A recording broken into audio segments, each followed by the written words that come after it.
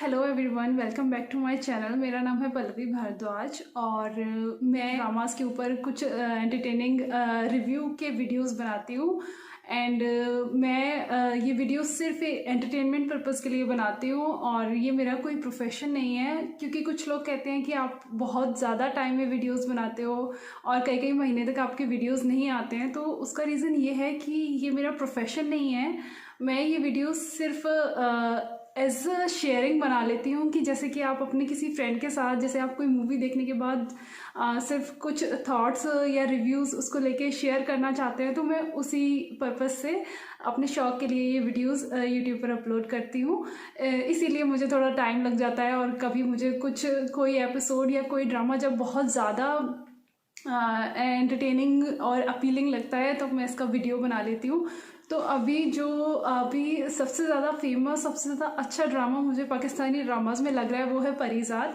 और ये drama actually बहुत अच्छा है। बहुत बड़े बड़े स्टार्स इस ड्रामे को देख रहे हैं। मैंने भी स्टार्टिंग से देखा, एक दो वीडियोस भी बनाए हैं।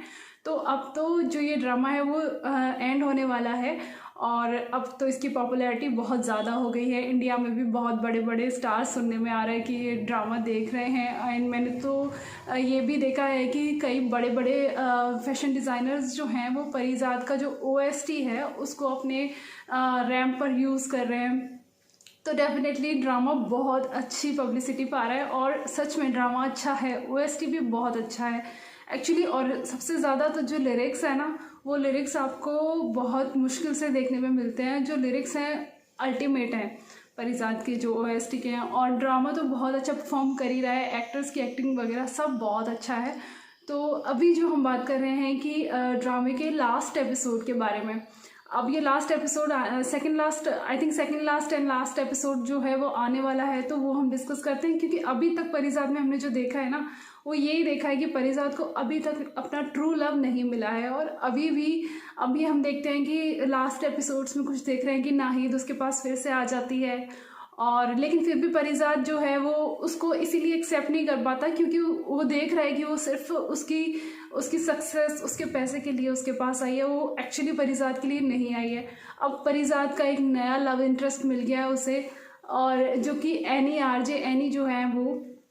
लेकिन अभी हमें ये दिखाई दे रहा है कि RJ एनी का जो कज़न है वो भी उसमें काफ़ी इंटरेस्ट ले रहा है। तो लेकिन परीज़ाद को उसके फ्रेंड ने समझाया कि नहीं हो सकता है कि वो सिर्फ फ्रेंड्स हों और वो सिर्फ कज़न हो उसका। लेकिन जब उसकी कज़न ने आके उसको बोला कि मैं एनी में इंटरेस्टेड हूँ, तो वो और ज़्यादा अब डाउटफुल हो गया है कि कहीं ये जो उसका लव इंटरेस्ट है वो भी उससे दूर ना हो जाए। तो इसलिए अब हम देखेंगे कि अब आगे क्या होगा। तो लोगों के अलग अलग प्रिडिक्शंस आ रहे हैं। तो मेरा जो प्रिडिक्शन है ना, वो मुझे ये बता रहा है कि अब आगे आगे आने वाले एपिसोड में होगा क्या। क्योंकि अब परीज़ाद डाउटफुल तो हो गया है कि इस एनी का जो उसका कज़न है उसके साथ कुछ लव इंटरेस्ट हो सकता है। और दूसरी चीज़, उसको ये भी डाउट है कि जब वो ठीक हो जाएगी ऑपरेशन के बाद और वो देखने लगेगी, तो कहीं ऑब्वियसली जब वो देखने लगेगी तो उसको सामने दो लोग दिखाई देंगे और उसमें उसको परीज़ाद को लग रहा है कि मैं तो कहीं स्टैंड ही नहीं कर पाऊंगा, क्योंकि मैं तो बिल्कुल, उसके जो कज़न है वो बहुत गुड लुकिंग सा लड़का है और उसके सामने वो मुझे क्यों पूछेगी।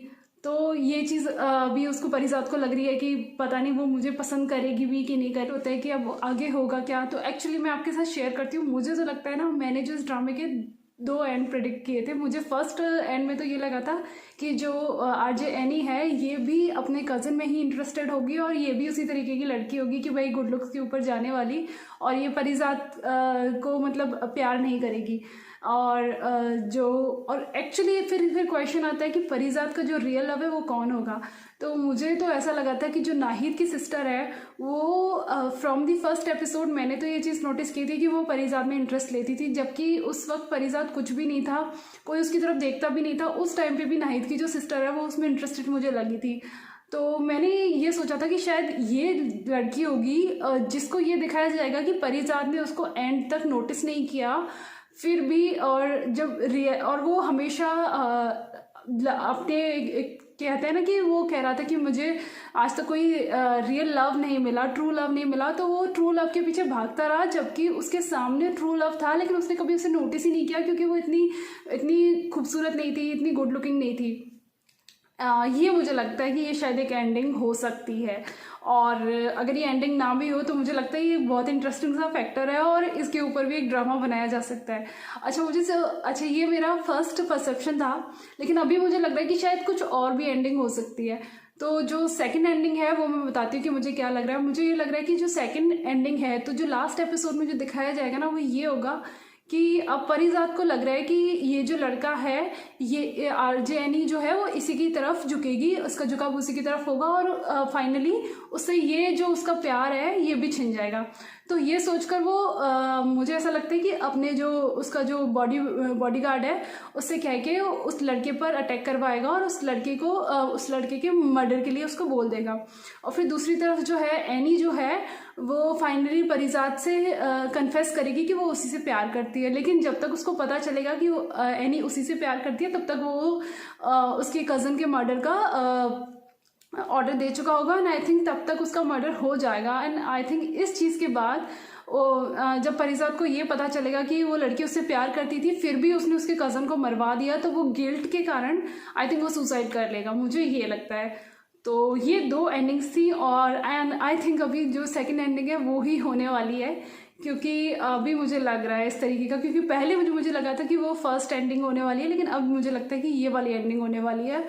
और यही इस ड्रामा सीरियल का एंड होगा कि पूरी ज़िंदगी वो ट्रू लव ढूंढता रहा, और फाइनली जब उसे ट्रू लव मिला तो अपनी डर की वजह से कि वो अपने लुक्स के कॉम्प्लेक्स की वजह से, उसको ये कॉम्प्लेक्स रहता है मैं अच्छा नहीं हूँ इसलिए मुझे ट्रू लव नहीं मिलेगा, उसने अपने ट्रू लव को खो दिया एक बार फिर से।